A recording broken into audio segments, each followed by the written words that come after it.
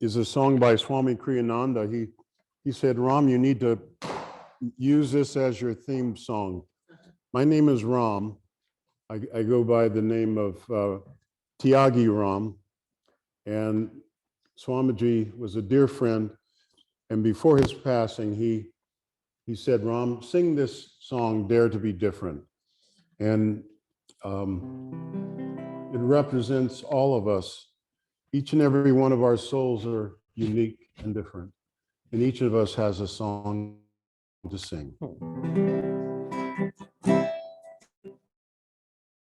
Dare to be different, dare to be free, dare to roam far like wind on the sea, fly like a gull, soar high on the air, be strong in your courage when others despair.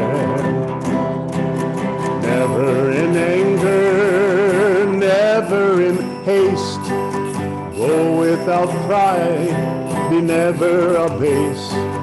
Freedom is yours if freedom you give. To all give it freely, and freedom you'll live. Mountains that stand up tall to the sky tell us no dreaming is ever too high. Dare to climb boldly, brave that high peak. You'll never know failure if bravely you seek.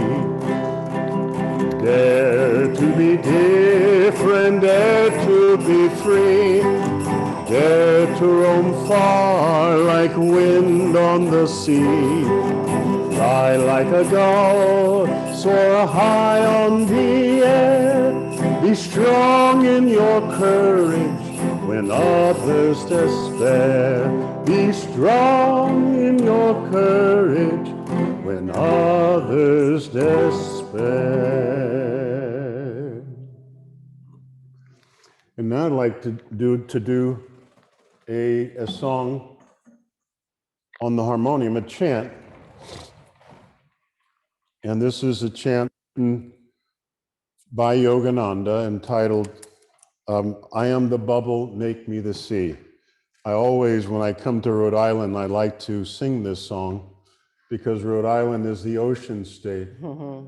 And when we think about the ocean of cosmic consciousness, that's what Yogananda is talking about here. Expanding our vision beyond the little self to the great self, the ocean of spirit.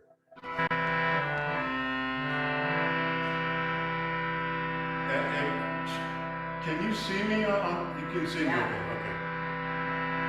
So do thou, my Lord. So do thou, my Lord. Thou and I never apart. Thou and I never apart. Whereof the sea is all in the sea. Whereof the sea is all in the sea. I am the bubble,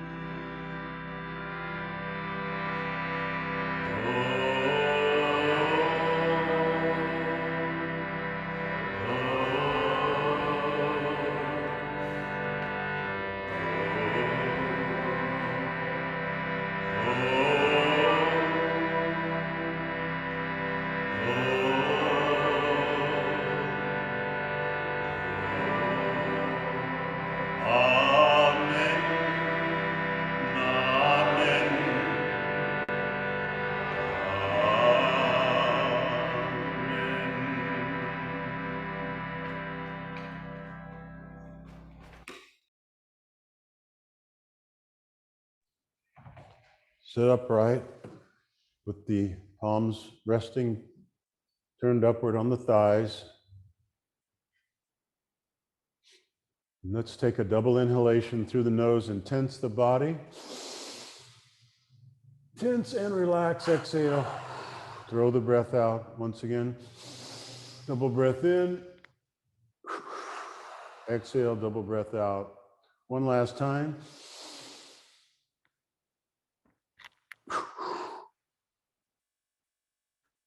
Yogananda would say, dump the body. Feel like you have merged your body into the ocean, very calm and peaceful sea. Feel the heartbeat beginning to slow as you inhale and exhale through the nose. Inhaling slowly. If you know the practice of Kriya Pranayama, Kriya Yoga is our advanced meditation practice to awaken the energy in the chakras. As you inhale, feel the energy rising from the base of the spine like a thermometer, increasing in its temperature, coming to the point between the eyebrows, pulsating there for a time, and then bringing the energy back down. Inhale and exhale in this fashion, like you're priming a pump so that the water of divine energy can flow freely. Until you don't feel like you want to breathe any longer and go into breathlessness.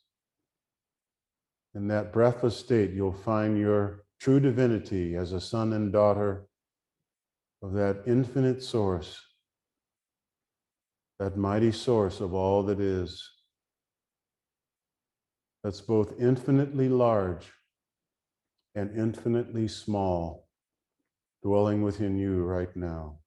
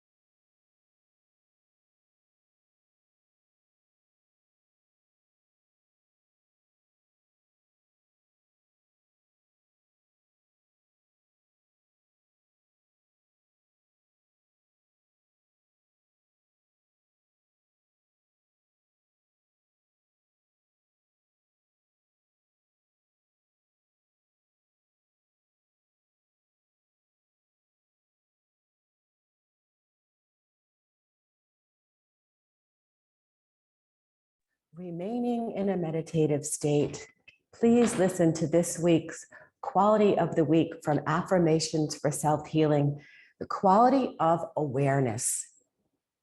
Awareness deepens the more it is centered in itself.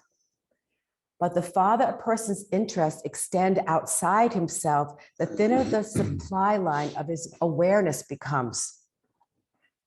If a person's consciousness is centered inwardly in things, it takes on those qualities which it attributes to those things. Jewelers, for example, often have bright eyes, and people with no sense of higher values have dead eyes. Man needs to learn to change his focus from what he is aware of to what he is aware with. He needs to become more aware at the source of his awareness, at the deeper center, God. Through this awareness, his enjoyment, even of the surrounding world, becomes intensified 1,000-fold. So let's affirm together in a loud voice, I behold the world with eyes of calmness and faith. I behold the world with eyes of calmness and faith. For I know that as I view others, Whereas I know it as I view others, so will I myself become. so will I myself become. And going more inward in a normal tone, I behold the world with eyes of calmness and faith. I behold the world with eyes of calmness. For I know that as I view others, so will I myself become. And in a whisper, allowing the affirmation to sink deeper, I behold the world with eyes of calmness and faith. For I know that as I view others, so will I myself become. And now drawing the awareness inward, affirm silently, I behold the world with eyes of calmness and of faith. For I know that as I view others, so will I myself become. And now drawing the awareness up to the spiritual eye, the Christ consciousness center, affirm silently, I behold the world with eyes of calmness and of faith. For I know that as I view others, so will I myself become. And the prayer today, infuse me from my deepest center with thy joy. Make me aware of thee, my divine beloved, and all that I behold.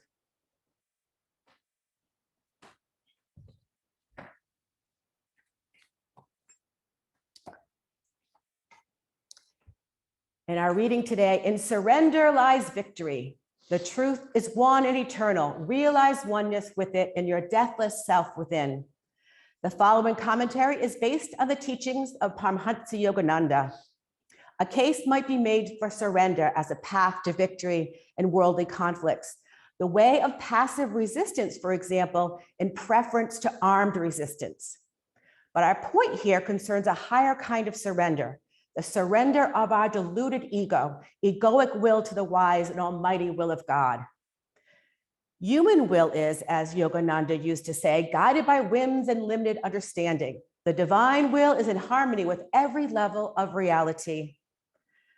Though the divine will sometimes appear to us at first to be wrong, it proves always eventually to be for our highest good. Human will is inconsistent. It leads us one day to success, another to disaster. The divine will, when we surrender to it completely, always brings us inner peace and joy in the end. Jesus Christ demonstrated this perfect surrender to God's will in the Garden of Gethsemane. The night before he was captured and imprisoned, preparing for his crucifixion, he went apart from the others to pray and asked them to pray also. But when he returned to them, he found them asleep. Out of love for them, he excused them, saying, the spirit indeed is willing, but the flesh is weak. He then urged them again, saying, watch and pray. Their weakness in those circumstances was particularly sad, and the disciples themselves must have regretted it bitterly later on.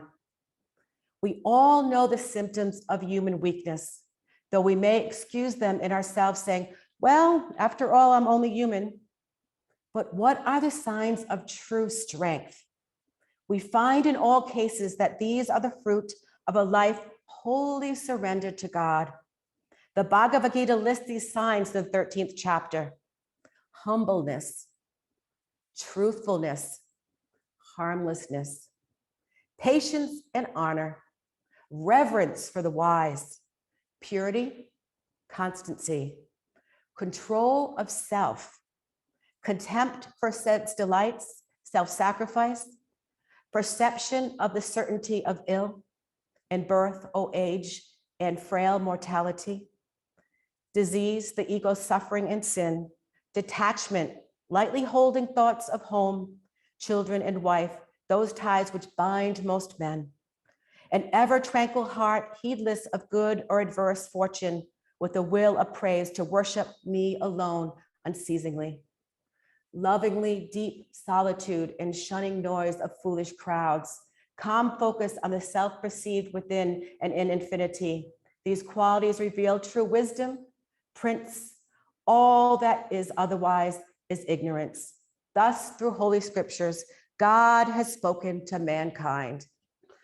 Oh, oh, oh.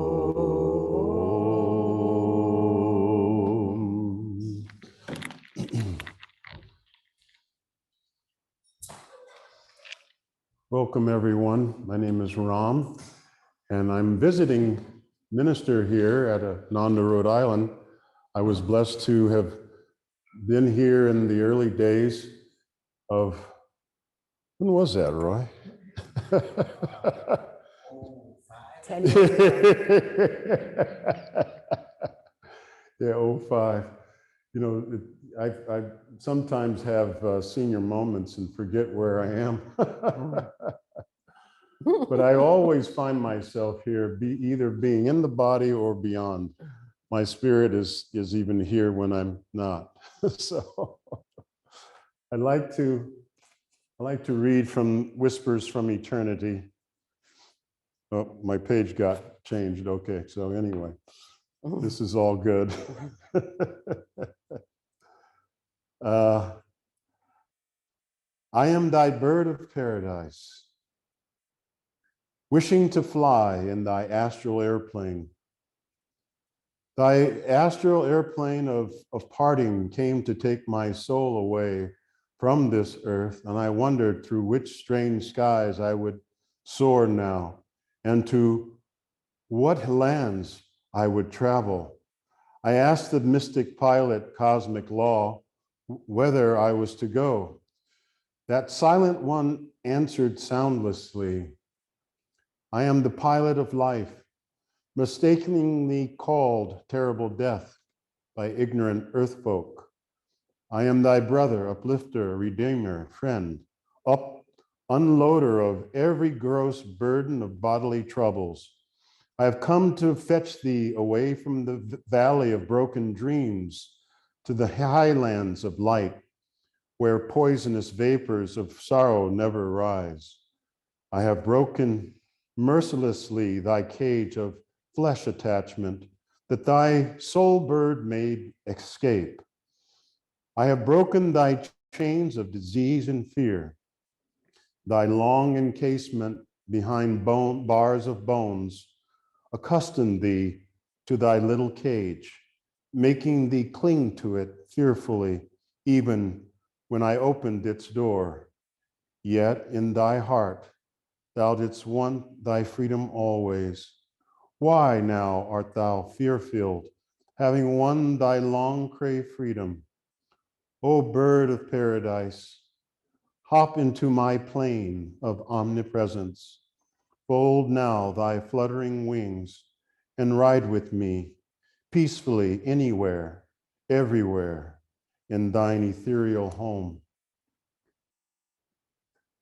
That particular reading is quite significant, and it's important in relationship to our topic today on In Surrender, lies victory.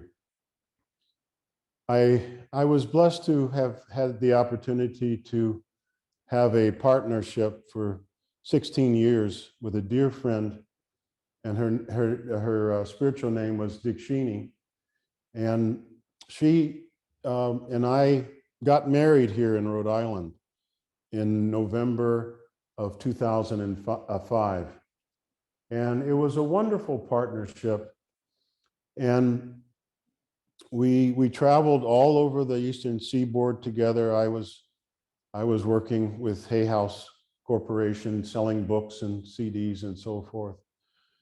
And for over 5 years, we lived here in Rhode Island. Then Swami asked us, well, Ram, your mother just passed, so why don't you move back to Los Angeles and take care of your father? And so we packed up our things here. Everybody was clinging on, kicking and screaming. Yes, we were. And but it was an opportunity for other things to happen. And this center is a result of that. We left and went to LA. And we lived there for over 8 years, 10 years in Los Angeles. And she passed away just a little after a year and a half ago. And when she was diagnosed with metastasized brain cancer, it was a shock because the diagnosis came on Thanksgiving Day of 2020. And what were we to do? They sent her home from the hospital to leave her body. And so I became her full-time caregiver, and we tried everything we could. She said, I don't want any chemo or radiation.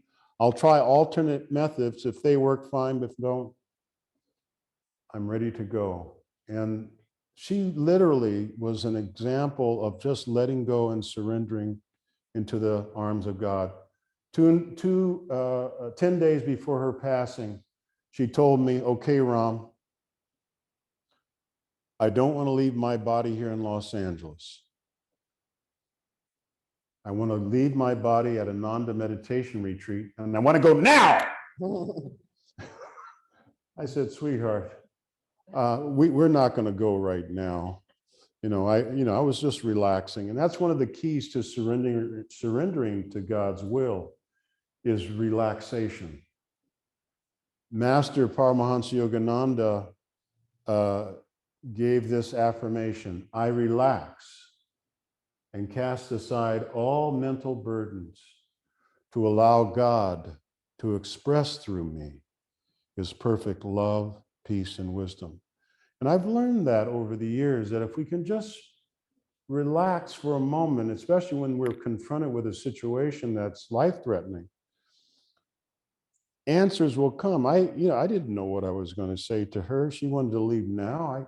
And she was urgent. There was an urgency in her statement. The way I expressed it, it was exactly how she expressed it. It wasn't any joke, she's looking at her passing, and she's ready to go now to the village to get out of the city of Los Angeles. I said, I'm going to call Durga. I called the meditation retreat, Durga and Vidura. We're heading the retreat up, and we'll call you back tomorrow. Okay, everything's set. I said, okay, we'll come up on Sunday. This was a Friday. We called our friends. Saturday, she came. We told everyone, if you want to see her, Saturday is the time to see Dikshini and say goodbye. And my sister came, and her daughter, the center leaders of Ananda Los Angeles came. And my sister and my niece, what do you mean you're not coming back? What? Yeah, I'm going up north. I'm going to leave my body up north. Why are you saying that? She was very conscious. Dikshini was very conscious of what she was doing, because she had offered herself completely. She had surrendered completely into God's hands. And I said to her, okay, I'm going to put a bed in the back seat of the car. And so I made this bed. I put her in, first day putting her in diapers was a Sunday. Wow. And drove 8 hours. She never left the vehicle. It was really quite But she came to resolve that this was her time. And all of us have to come to grips. This reading from Whispers from Eternity, you are that bird of paradise. You are a divine being of light, here to learn spiritual lessons in this school of life. And as we learn those lessons, the final exam is something that we all have to deal with. The transition from the physical into the astral. And that's really the nature of our path. It's the path of meditation. Be still and know that I am God. Be still and know that you are the one reality of infinity dwelling in your particular form, your unique individual form. The way Yogananda explained it, like jets on a gas burner. Every little jet is a unique expression of that infinite flame. And so it's important for us to learn to relax in the midst of adversity, especially with death. You know, everyone dies in a particular way, and I was blessed to have a great partner. 3 days before her passing, Duty came, and Duty gave all the greetings from Rhode Island to Dikshini. And she was, for 3 hours, they were talking. She was resting on her side. She could only, on her right side, she had no pain on her right side. And she was resting there talking with Duty in the cabin that we had come to at the meditation retreat. And then when Duty left, she said, okay, Ram, no more food, no more water. And then her eyes turned up. And this is what happens in deep meditation. The eyes become half open and half closed. For Thursday, Friday, Saturday, that's how her eyes were, half open and half closed. When she needed her diapers changed, she would groan. And that was my duty. It was my privilege.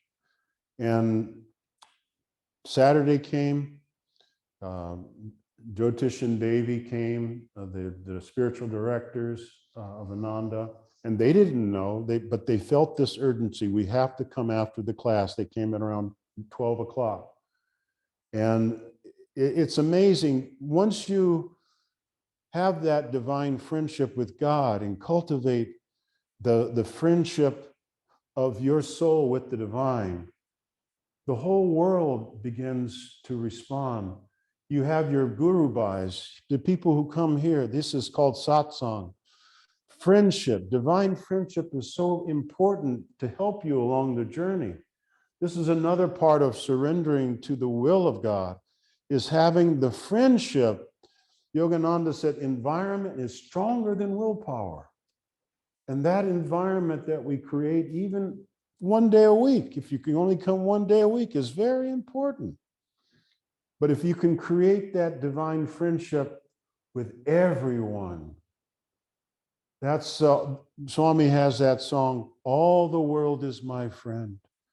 When I learn how to share my love, when I stretch up my hands and smile, when I live from above.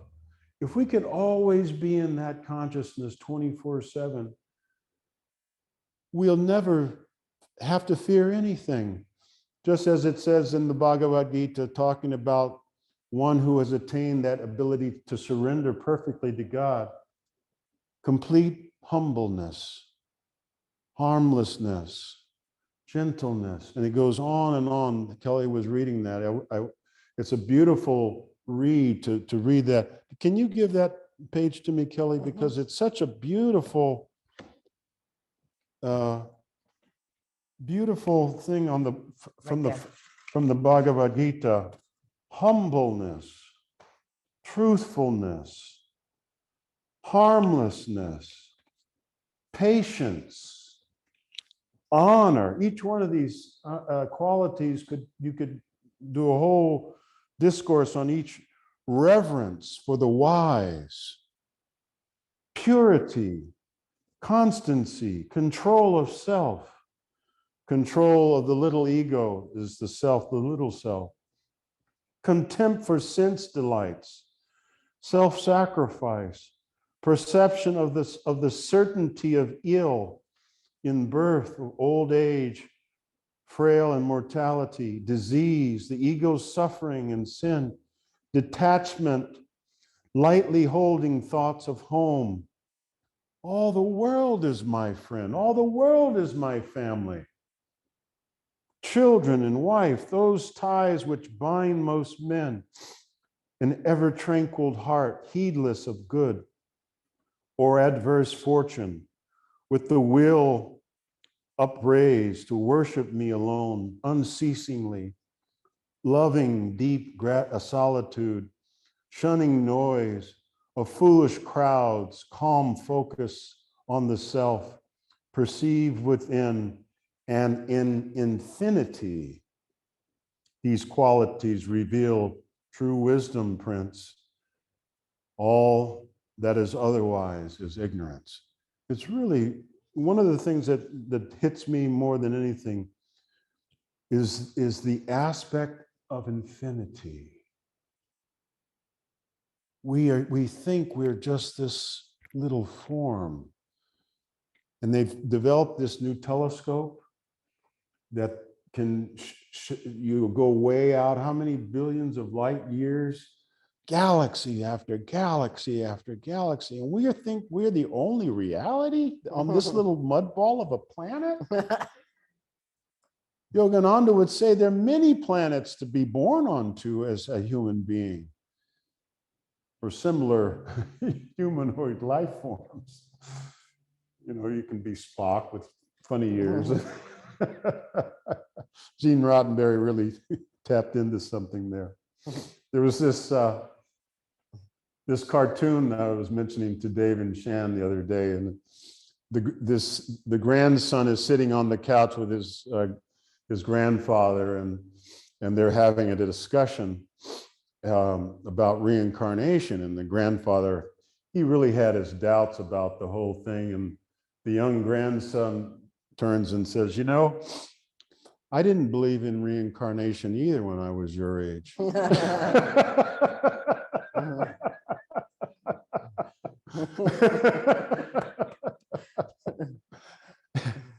And you know,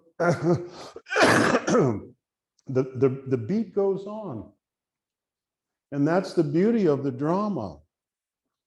But we have to live in the consciousness of eternity right now. And once you attain the highest realization, like our divine gurus, this is an altar of all awakened masters. They have been in the same stage of evolution as you are right now. And who's to say what stage of evolution you are spiritually? It's a very, very personal thing. Your surrendering of the ego and opening up to allow the divine presence to flow through you.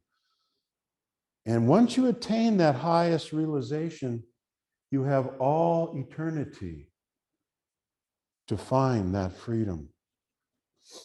Today is this weekend, there were two great birthdays celebrations. Tomorrow is the feast day of St. Francis of Assisi. I always like to bring up the life of St. Francis because he was a great saint, and Yogananda said he would appear to him in vision many times. And Yogananda said, St. Francis of Assisi and St. Teresa of Avila are the two patron saints of Roman Catholicism that I embrace.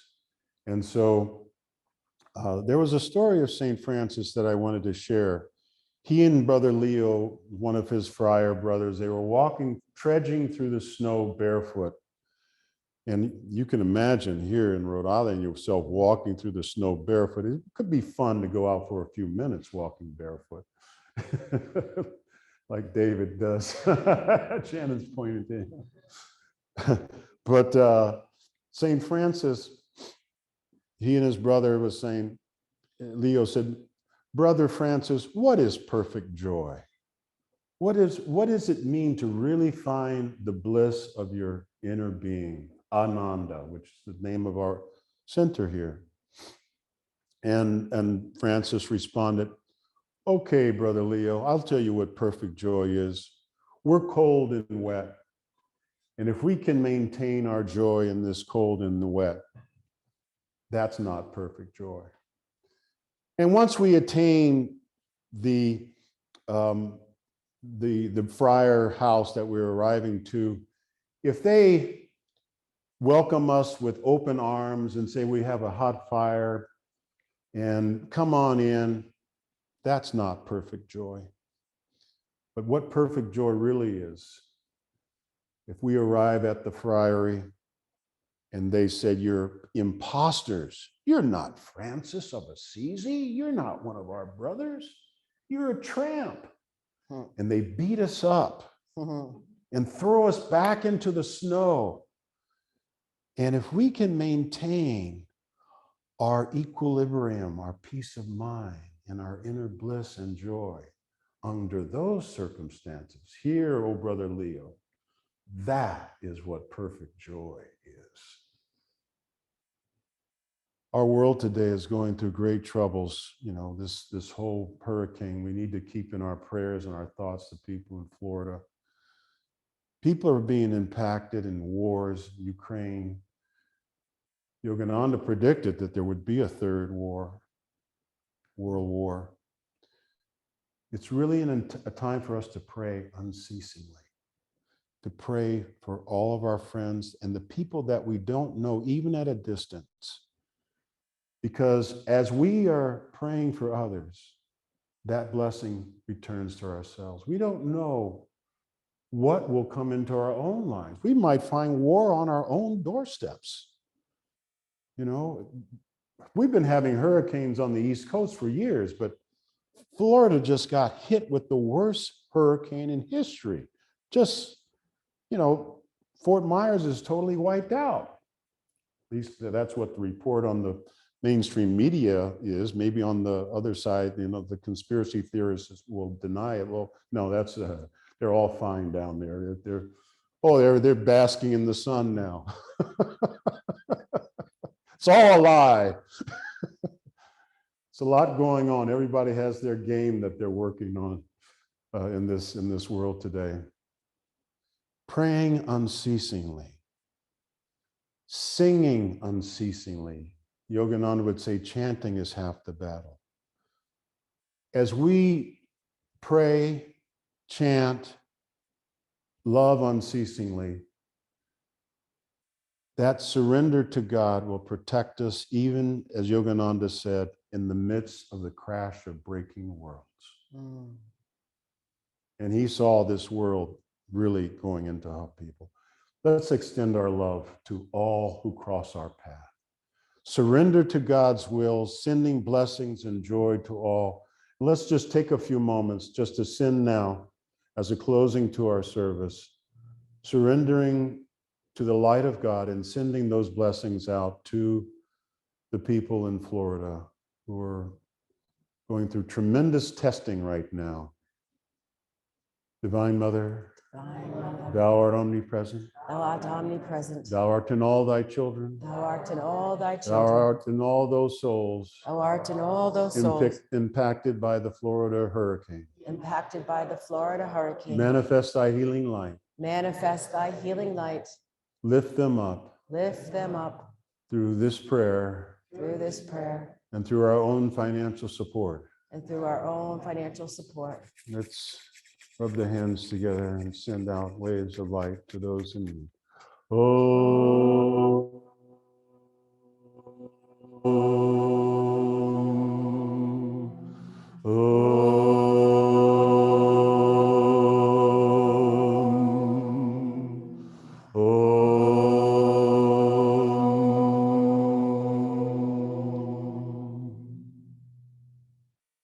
Om Shanti Shanti Shanti.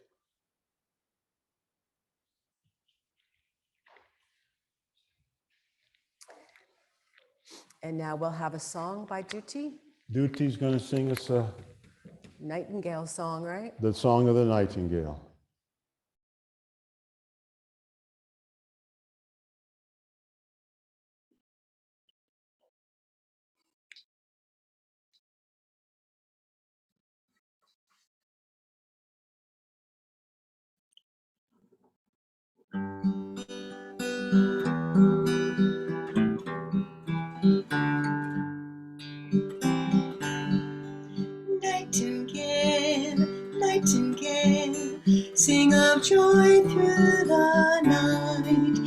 teach my heart to impart everywhere your delight.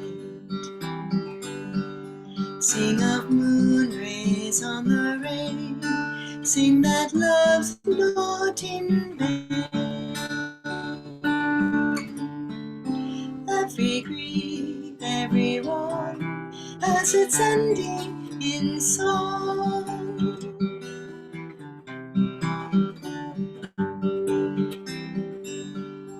Nightingale, nightingale, sing of joy through the night. Teach all men how to spin clouds of gloom into light.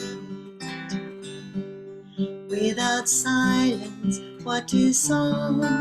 Without night, where is dawn? Were it not for men's woes, who would smile at a rose?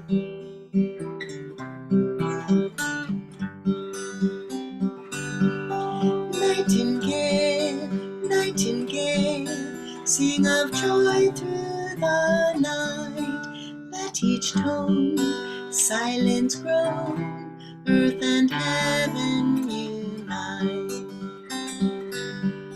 Morning laughter, evening tears, snow and blossoms for faith. Joy must sing in the night to face change unafraid.